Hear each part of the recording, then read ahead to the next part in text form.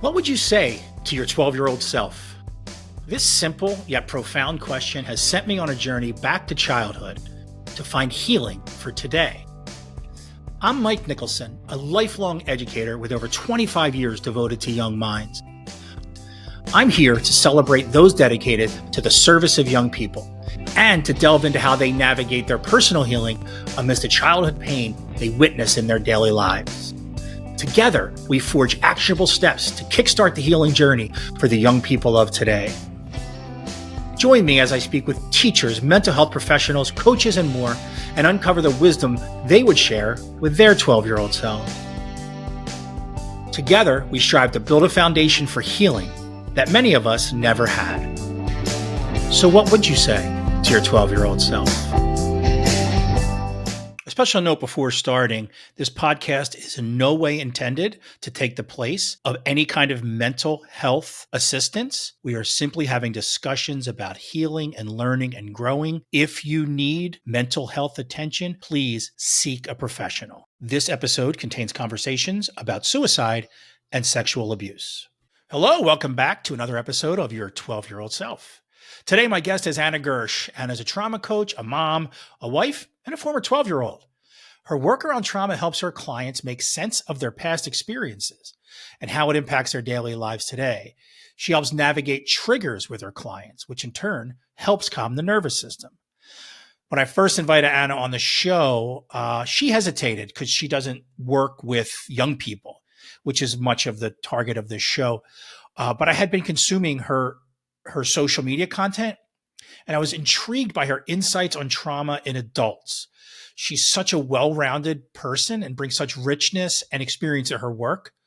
So we spend some time talking about identity, about compassion versus empathy, and there's even a few moments of vulnerability on my part where I feel like kind of like I'm her client. So I hope you enjoy this conversation as much as I did. So please welcome Ana Gersch. Ana Gersch, thank you for coming on Your 12-Year-Old Self. I really appreciate you taking the time.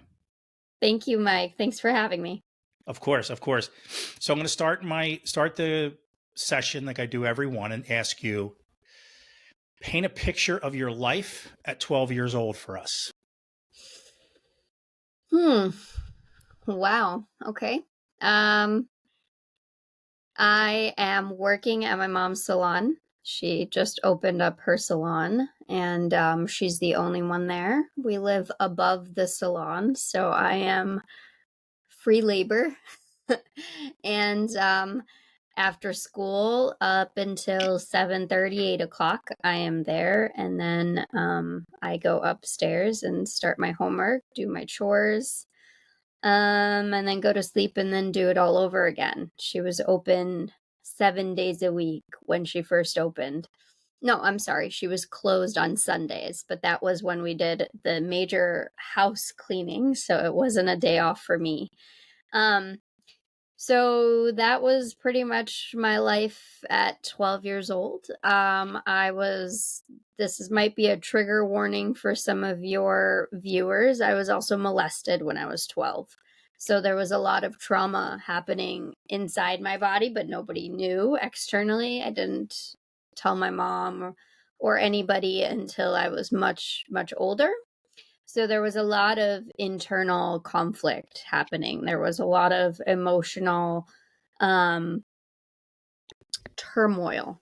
And that kind of set the stage for my teenage years being very rebellious. And so that was kind of my 12-year-old self.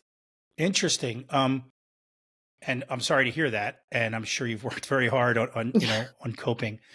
Was this in Chicago as well, where you live now? Yes. Okay. And I just have one other question. Is it something that was repeated, the abuse, or was it just a one-time thing? It was a one-time thing, and it was by a close family member. And so I just avoided the house. I just didn't. If my parents went over, I just said I was sick or I didn't want to go. I was old enough to make that decision of of staying back. I would just say I had homework or whatever. Still had to see them at like bigger events, birthday parties or weddings and stuff like that. But at that point, it was, there was enough people around where I didn't feel in danger. So Okay. that's kind of how I made it through. And then I was old enough in high school just to kind of not go to the weddings and not go to the birthday parties as well. Right. So speaking of high school, my lens that this is all framed in is that of a school administrator. Hmm. I worked in public schools for a long time, and I God worked bless you. with. Yeah, I retired a couple years ago early because it was hard, and Yeah. but that also set me on this little journey that we'll get into too. But so I'm always thinking about that child in front of me. So I Mm. worked in a middle school, which is like a seventh and eighth grade, and in high schools, clearly 9 through 12. So what were those years like for you? Your high school years, especially, were you say you're rebellious? Were you getting in trouble a lot? Were you drinking, doing No. drugs? Like, what was So, rebellious? yeah, so I'm Albanian. Rebellious in Albanian culture is very different. I had a boyfriend that was rebellious. I didn't do what my parents told me to do. I, you know, I'd never snuck out because unfortunately my parents had cameras because my mom's salon was here and we lived above in an apartment. So, like, they had cameras because of the salon. So, like, I never snuck out, but it was something that I contemplated all the time. And so my rebellious probably looks a lot different than somebody else's rebellion, but it was rebellious in the context of my family. Got it. And yeah, it was a lot of struggle explaining trying to have to explain who I was or why I was so stubborn or why I didn't want to do things the way that they told me to do. And so it was a lot of just back and forth arguing and um but now being a mother, I know why. You're trying to establish your own identity. You're trying to step back from this uh child self into this new role of a young adult, and that's just normal. It happens. There's hormones. But it just felt like more of a struggle than it needed to be. So you just mentioned identity, which is one of the things that I wanted to talk to you about because I noticed that a few times in your content, um, you reference how important identity is. Hmm. And I wonder if you could talk about that a little bit because I was very curious about it. Yeah, well, I think that we're always forming our identity as, your identity is not something that is concrete. Your identity changes from a teenager to a young adult to an adult to a mother to, grandmother. But the core of identity is our true self. It's kind of this link to the divine or link to something above yourself. And the reason why this is the way I view it, by the way, this is totally my opinion. Um, the reason why you have to kind of take your identity to something higher is because when we associate identity with external values, what I do, what I own, what I look like, it becomes very fleeting and it becomes something that is always, you're always grasping for more. When we align our identity with a higher power, a higher good, a God, a universe, whatever you believe in, A we have purpose, is that what you're talking about? A exactly a purpose? purpose, right? We can step back and almost take those external things and make them into tools, not to cling on to them as who we are, you know? Love this conversation only because um I first of all, can we just talk about what you do? Because I think Yes. if anyone's listening right now, we're talking about how you go about this idea of identity, but talk about what you do, your business and your coaching and things like that. So I'm a trauma coach. I deal with mostly trying to help people figure out their triggers. Triggers and trauma kind of go hand in hand. If you have a trigger, there's most likely a trauma associated to that trigger. I help kind of identify what those triggers are, and then I kind of help clients work through the trauma that is associated with it. It's kind of like a root of a tree, it doesn't necessarily have one source, but usually it comes from childhood. Unless you've had like a shock trauma, like car accident or plane crash. That was an interesting one. But usually it stems from developmental traumas that have happened throughout our development. And that's kind of what I help clients do. And we work through visualizations, we use meditation, we use many different modalities. My background is in yogic culture. I spent 3 years with my husband in India. My husband spent 10 years back and forth in India. So very much into the yogic culture. And so I use a lot of modalities from Buddhism and even Christianity and Islam. I pull a lot from religion, not necessarily religion based though, but I do feel, like I said, that you need to have a higher purpose, whatever that is. There are a lot of people who do come from religious abuse. And so, they don't want to deal with that. They don't want to associate with a higher power. So we try and work through differentiating the abuse that happened and the trauma that happened, and God has nothing to do, the two have nothing to do with each other. So it's very complicated, and each person is different and each approach is different. So I can't say that I use one modality versus another. Everything is so personalized. Right. It's interesting. So, I never thought of this idea of triggers. I've thought of because I spent my later part of my adult life finding them in myself, right, or figuring them Mm-hmm. out. Mm-hmm. Took a long time, a lot of pain, a lot of um, poor choices, things like that. And thankfully, I'm at a point where I have my purpose, and I'm trying now to give back. But it's amazing how long it took me without it, because I didn't have a coach. I never even thought of having a trauma coach. Yeah. Um, a couple things. So you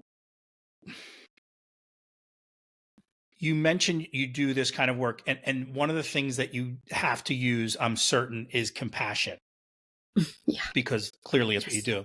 Because I'm very curious about another thing that's very prominent in your content is empathy versus compassion.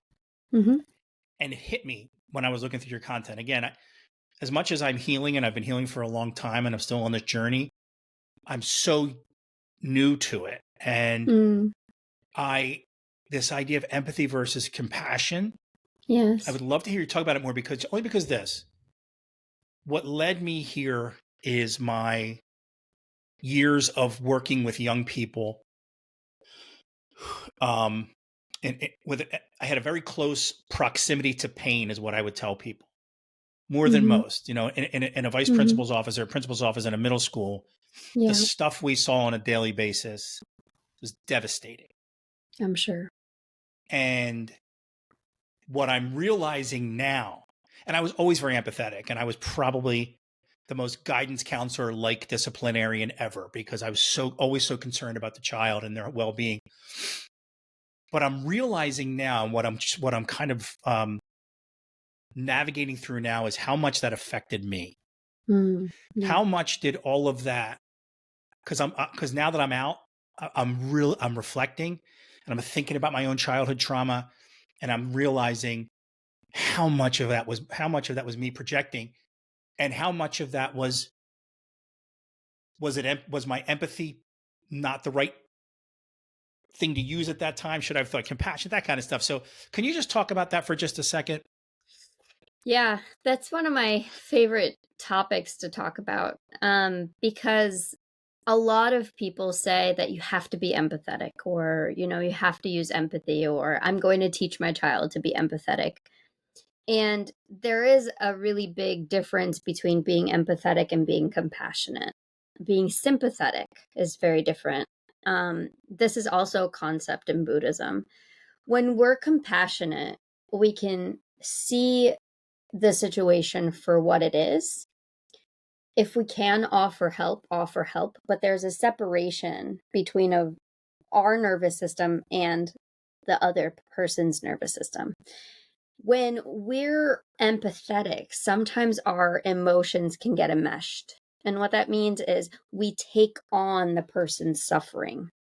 And then we also suffer, right? My guru in India would always say that two beggars don't make a better world. And what he meant by that was, if you see a beggar on the street every day and you give him money and you give him money and you give him money, right? Because you're empathetic, you're going to run out of money, right? And become a And one beggar day yourself. Yes. Yeah. you might become a beggar yourself. So that's what you do when you give out all of this emotional energy, and you drain it in order to seriously help. What we do is we take on, and I'm guilty of this, because when somebody tells me a very traumatic story, I'm picturing that story in my mind. My nervous system is going through it as the person's telling me it, right? Because if I tell you close your eyes and picture a cardinal sitting on a tree, your nervous system doesn't know the difference, right? It thinks that you're there looking at the cardinal Right. on the tree. So when we go through this wave of empathy, we drain ourselves of the actual energy to help. And that's because we're engulfed in the sadness, we're engulfed in the depression, we're engulfed in the suffering of the other. Instead of separating yourself, having compassion, and looking at the situation from a lens of, what can I truly do to help? Right? Because sometimes that beggar doesn't need money, right? Yeah. Sometimes that beggar might just need somebody to listen to. Sometimes that beggar might need food. Sometimes he might need clothes. And sometimes, here's where compassion comes in, they might need drugs, right? And that's really hard for people to kind of grasp, is like, whoa, am I being compassionate by offering something that's detrimental, to that person? You're giving him money. Interesting. How do we know what Interesting. he's going to be doing with that money? So, So amazing. I'm sorry. Go ahead, please. no, that's pretty much the gist of it. It's so. I have so many thoughts right now, and it's mainly because, no joke, I believed empathy was above all, for maybe even until this moment, to the point where I have a 5-year-old, and my wife and I are both in education. She's a teacher, and I'm a retired administrator. And we came up with, there was 4 values we raise our child with, right? So we came with a little vision statement, and it was called BAKE, right? Boldness, adaptability, kindness, empathy. And because those were things that we thought were important. And I'm not second guessing that, you know what I mean? But I now know I need to work on that, because the other thought that I have is, I worked in education for so long, and I watched so many teachers and people and staff members get so burnt out Yep. and internalize everything that happened to a child. Mainly their failures, not so much their successes. Right. And nurses, I guess I see that a lot, and these people, and it leads to this kind of like cycle of sacrifice I always talk about, but like, Yep. And I'm realizing early on in my life, my empathy was really devastating. Like I really struggled to talk to young people, because they would come to me and give me this happened, that happened, and I guess I learned to build a little bit of to be able to succeed more. A little bit of a wall for myself, A barrier. I was still compassionate, but it was, again, I still think, looking back, it had an effect on me. Like how 100%. many parents sat in my office who were neglectful, like my family was. What did that do to me? And I'm not trying to play a victim or anything else. This is just the kind of journey I'm on. I'm trying to. This is what starts this whole thing. So Right. many of us work with these young people, and Mm-hmm. we try to have empathy, But that empathy, to some degree, is sabotaging us because Yep. we're owning it all. We're owning it too much. Is that kind of what you're hmm saying? Yeah, and it becomes a cycle of a savior complex. Yep. And I see that a lot with children or adults. They were children, but adults who grew up with narcissistic parents have this savior complex where they feel they're truly empathetic. And that's why the relationship worked out and the narcissistic parent didn't devour them alive. The reason why that child survived was because of that empathy, but now they're out to save the world. And in that world, they are self-sacrificing. So if I had a 5-year-old, I mean, I have a 6-year-old, but if I was in your shoes for a minute, I would tell my son that, yeah, it's okay not to share your toys sometimes, right? That's compassionate. Being Hmm. empathetic would be, oh, we have to share our toys because Johnny's going to feel bad if we don't share our toys, right? So That's where what my does that wife do comes to in. well, She's what does good at that that do part to of our it. feelings? It's Yeah. like, okay, so my feelings take a back burner to Johnny's feelings now, which sometimes, and here's the fine line, we have to do. Otherwise, we're completely selfish. But at that moment, the child can't, um, you don't have that logical thinking until way later. I would say almost 10 years old. So when we're constantly imagine for 10 years, Johnny's feelings comes first, Johnny's feelings come first, that kind of puts us in this notion of like other people's feelings are more important than mine.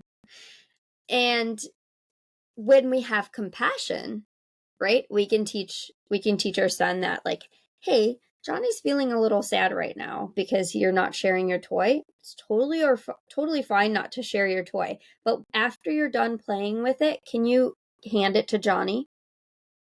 Right? Compassion. Good. Your feelings matter. You can recognize that another person's feelings are hurt, and then we can help mitigate that after your cup is full. And that's so important for parents because we always dump, dump, dump, dump, dump. Our cup is empty, right? And then Hmm. we're expected to be, regulated, trigger free, yell free parents. And we haven't Right. slept in 7 years. Yeah. I am of the belief, and my wife is too. And I think the only way to truly change the world is to be a better you. And if 100%. if you can be a better you, then hmm everything you do is going to be benefit from that. Your relationships, you're a better husband, you're a better father, you're a better brother, you're a better citizen, you're a better that. Yep. And I used to tell students that all the time, just, go change the world. And what I mean by that is just love yourself and put that out in the world because 100%. that's all you can control. hmm Yep. Love this conversation so much. There's a couple things I wanted to talk about. Um, there's something you wrote. There's something in your content that hit me really hard, and I don't know why I want to bring it up, but I'm going to bring it up because I get it. It's plain as day. But I have anxiety. I have childhood trauma. I've worked through it. I've been through a lot. I've had much adversity in my life, and one of the things that I never talk about, but I think about, is this that you wrote. And I don't know where you got it. Trauma is not your fault. How you treat others because of it is. hmm You wrote that somewhere in your content. hmm And that's what I think about all the time. Um, because I can think about how ill-equipped I was over the years to be a friend, a boyfriend, a husband, and I'm always trying to navigate that in my life when hmm I think back. I don't want to hmm beat myself up over it, hmm but it's this it's I find myself if somebody breaks up a marriage, right? If I'm with somebody, and perfect example, I was with a couple years ago, I was with a guy, I was an acquaintance.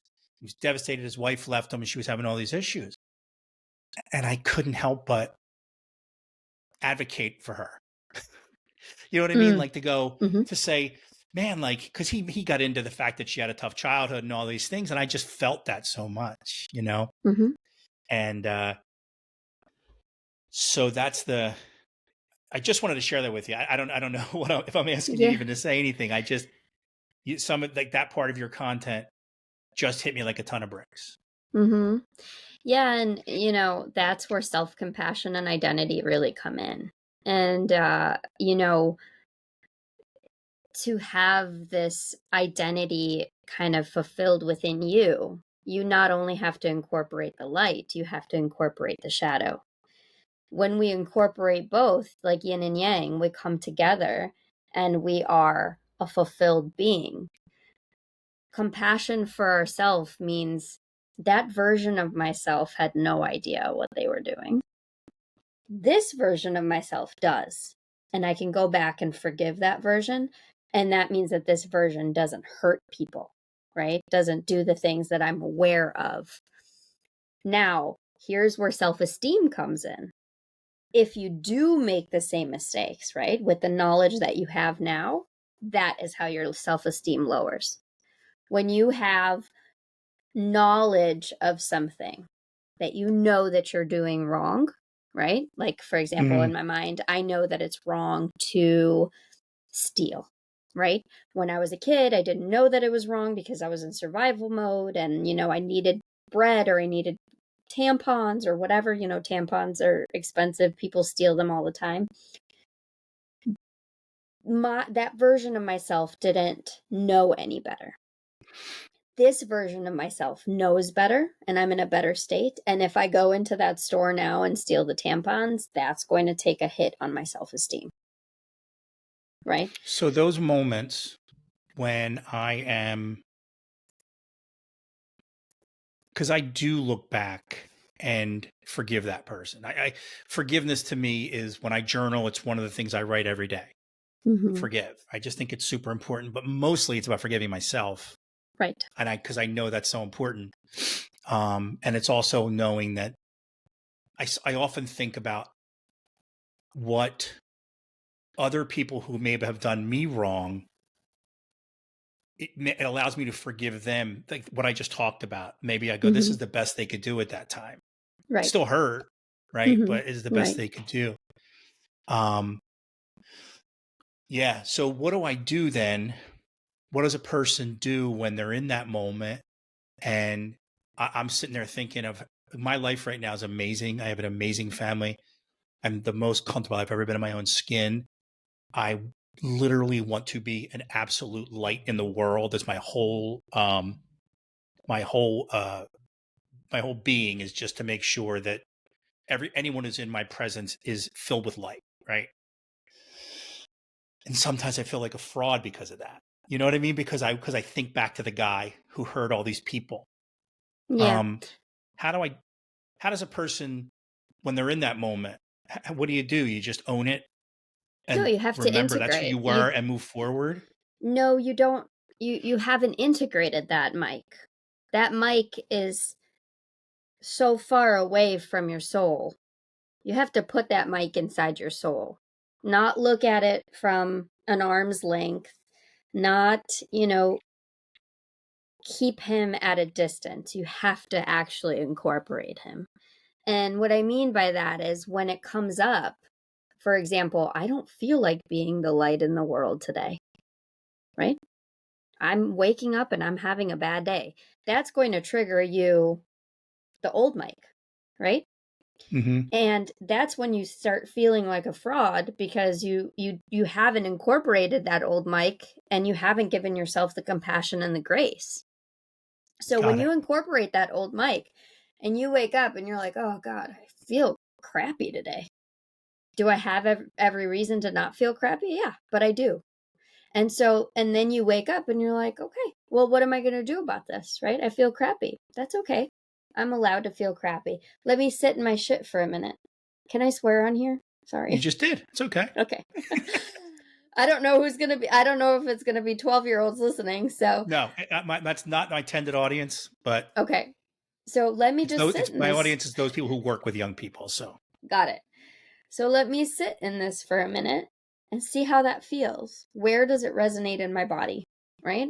What are some emotions that I haven't felt with that old Mike that are still not really jiving with me, right? Only then can we start to incorporate that version and this version like yin and yang in our soul. When you have a bad day and you don't feel like I shouldn't be feeling like this because my life is great. Because then you're just beating that old Mike up, right? mm-hmm. And that's and, where the and imposter comes in. and that's the thing I guess that's the reason I'm asking you about it, is because I think it's when you say I don't know what it means to integrate that mic, right? Like that's what I'm struggling with. So I guess it's like this. What I think about often is I love who I am today, and and I wouldn't trade any of the pain, the neglect, the none of it, because it made me who I am today, right? Yeah. So, but at the same time, like how do I live in the present, like I try to do every day when I meditate, Mm-hmm. but still integrate that mic?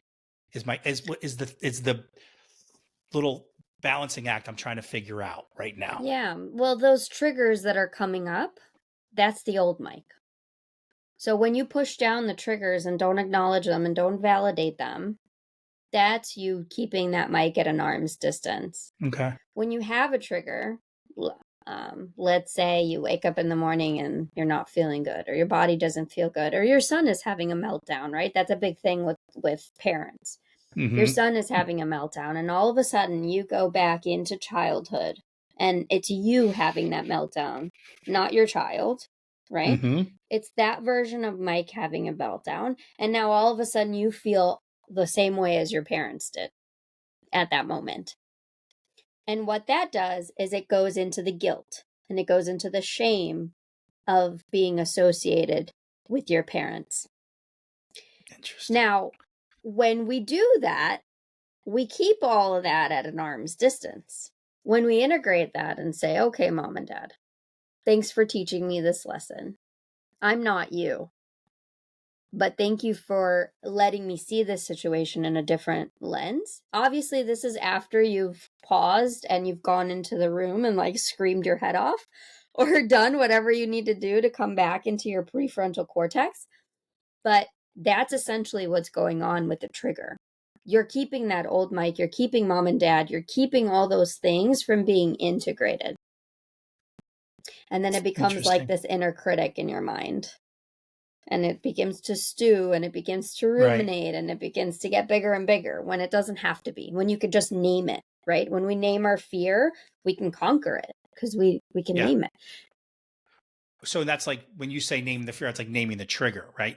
So when I'm having an issue with my family, like I find myself being very honest, like with my wife, and when something goes down, first of all I get quiet for a while because I need to think about it up here, and then I'm able to have a conversation and say, "Look, do you understand what just happened?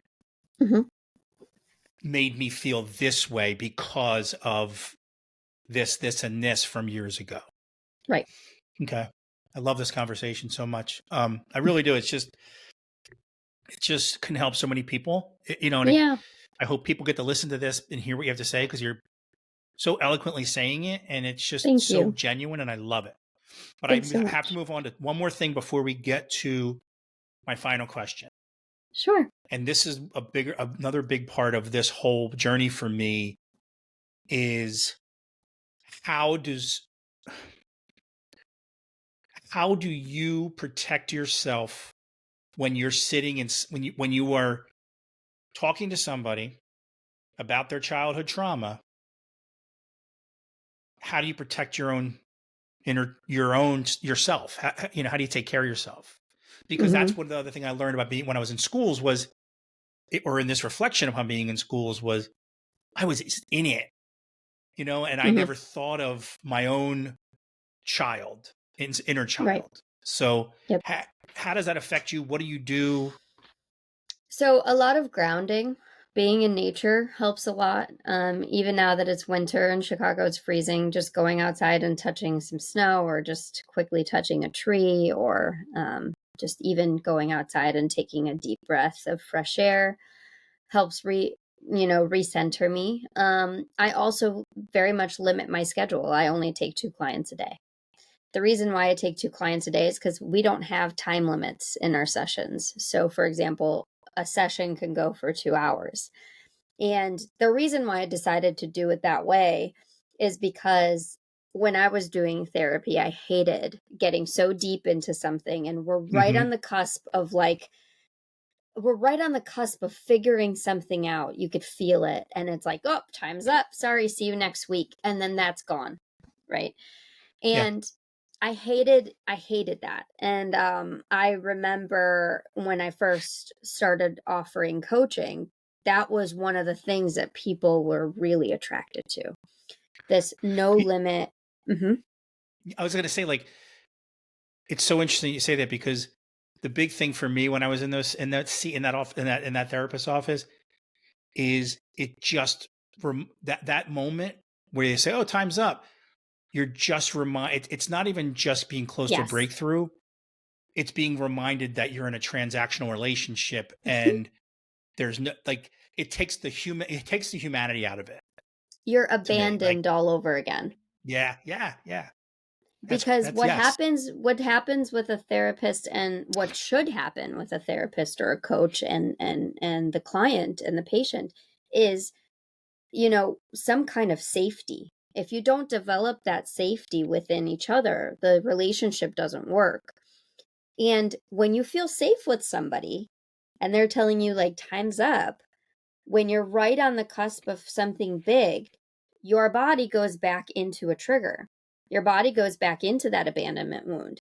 And, a lot of my clients who do have abandonment issues from developmental trauma, that's why therapy failed them. Interesting.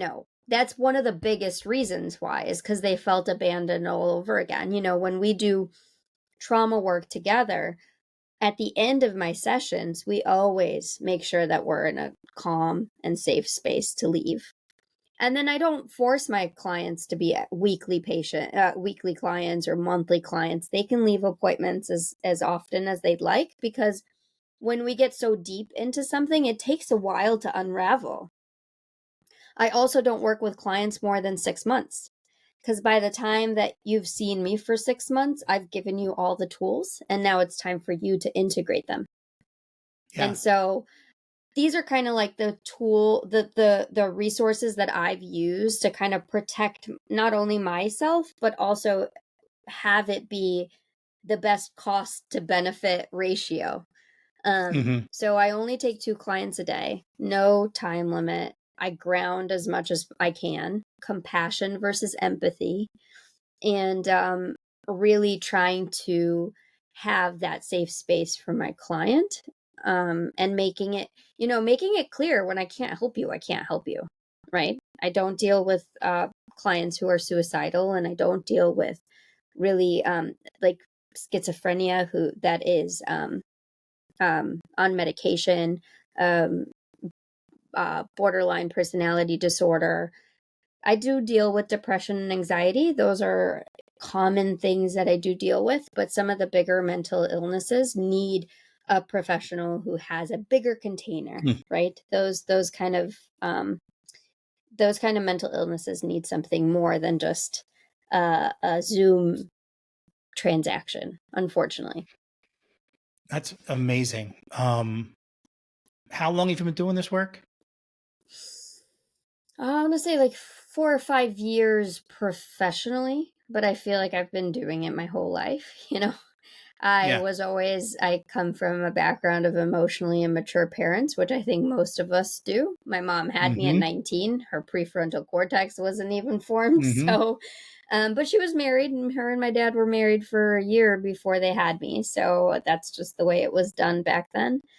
And, you know, growing up with emotionally immature parents, you have to be mature at a very Mm-hmm. young age. And I just felt always being like the friend that everybody kind of went to for advice my whole life. And then I was a gate agent at American Airlines for a while, and I loved that job. And you work a gate with a different person your whole shift. And so every time we would finish a flight, like it would be therapy hour.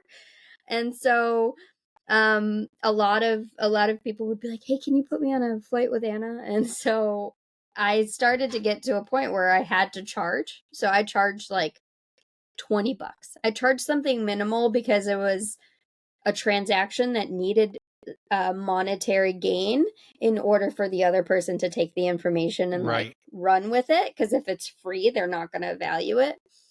So I would charge something super minimal, but then I had one of my clients was like, no, you cannot charge $20 because you've helped me way more than one of my therapists. And she was in therapy for 6 years at that time. So I had to and then the pandemic hit. So I stopped working at American Airlines and just decided to be a stay-at-home mom. And then that's when I started my herbal journey, and I started a tea company. But then I kind of got pulled back into coaching when one of my distant relatives was having a like meltdown because of everything happening, and she kind of pulled me back into that realm. And then slowly it started just word of mouth, and now it's here. you know, Awesome. yeah. I think it's wonderful the work that you do. And, you talked about purpose and, that's, you found your purpose. And, I love that. So I'm going to end. I Thank you want so to ask much. you, I want to give you some context on this idea of what you would say to your 12-year-old self. And then I'm going to let you Hmm. answer the question. Sure. When about, I don't know, 4 months ago or so, I was online, social media, I saw a meme. And the meme was very simple, a reel. It just, music, there's music playing in the background. And my Yeah. therapist said, picture yourself outside your childhood bedrooms, your 12-year-old self's Yeah. bedroom. What would you, and I couldn't finish it. Like I didn't finish Hmm. reading. It hit me and I got so emotional. And Hmm. I, thinking back now, 12 was a very tumultuous time for me in my life. And like I could have had no divorce parents. I could have had no this, no that. 12 is hard regardless, but, and it started this whole journey for me where Yeah. I started reflecting on what it was like to deal with 12-year-olds in my job and what it was doing, all the things we talked about. Right. So I put together this little project to talk to people like you so I could say, tell me what you would say to that 12-year-old you. And also afterwards, we want to leave the audience with some really feasible, actionable things. If they're working with young people in any capacity, whether they're a parent, a coach, a teacher, a nurse, whatever, what can they do for a child to help them begin healing earlier than you and I did? So what Yeah. would you say to your 12-year-old Such a self, you think? powerful question. And I think that there's so many different answers because every child is so individual and their needs are so individual. But I think asking, like, what do you need me to say right now?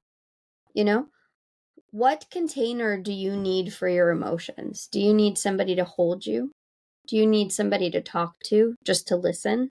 You know, really giving back that agency to that 12-year-old because they don't have it.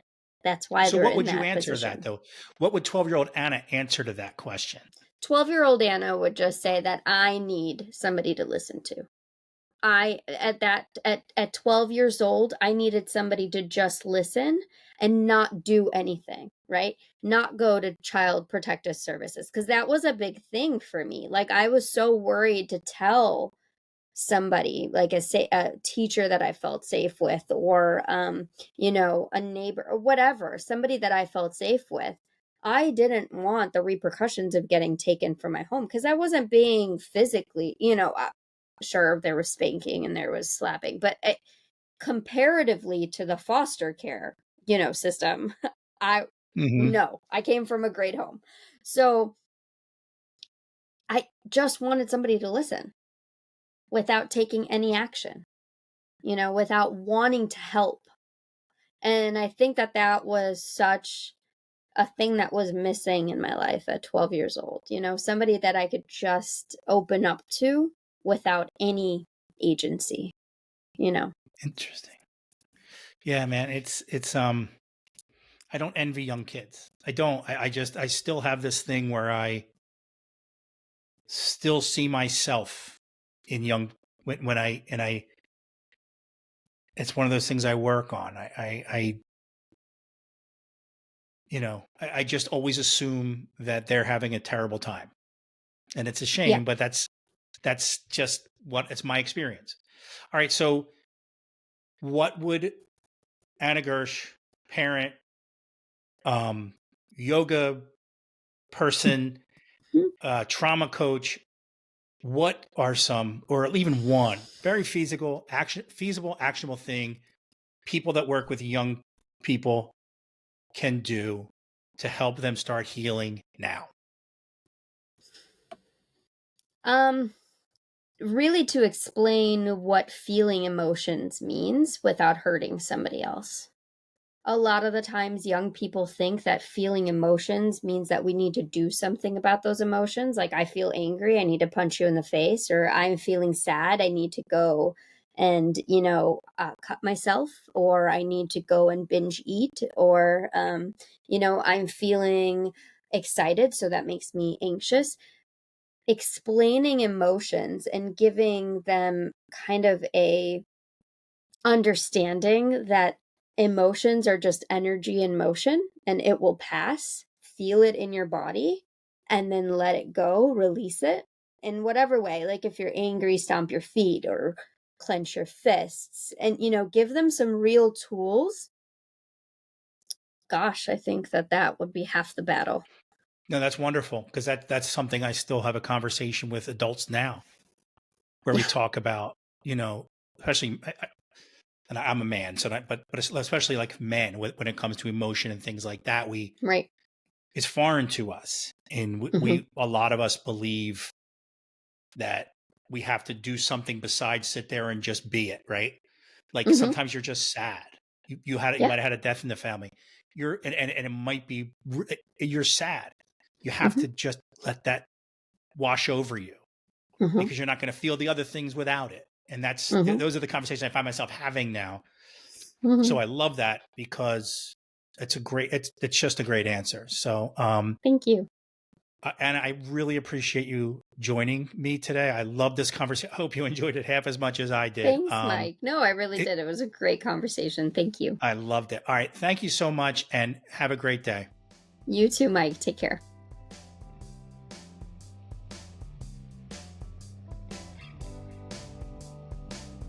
Please don't forget to subscribe or rate the show. Special thanks to my guest today, Ana Gersch, or a review. You could find share with your socials and our website and our show notes. Ears would be greatly appreciated. Your 12-Year-Old Self is a Fairmount Media production, and it's hosted, written, and produced by me, Mike Nicholson. Questions, comments, guest suggestions can be emailed to your12yearoldself@gmail.com. That's your 12-year-old self with the number 12 at gmail.com. The theme song is Never a Worthless Moon by Yawns. Logo design by Rose Bear Arts. Digital marketing consulting by Krista Lemon. Social media consulting by Jessica Hawk.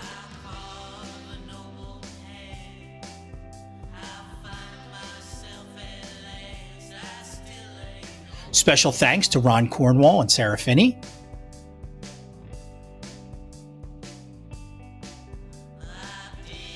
And my profound gratitude goes out to my wife, Courtney.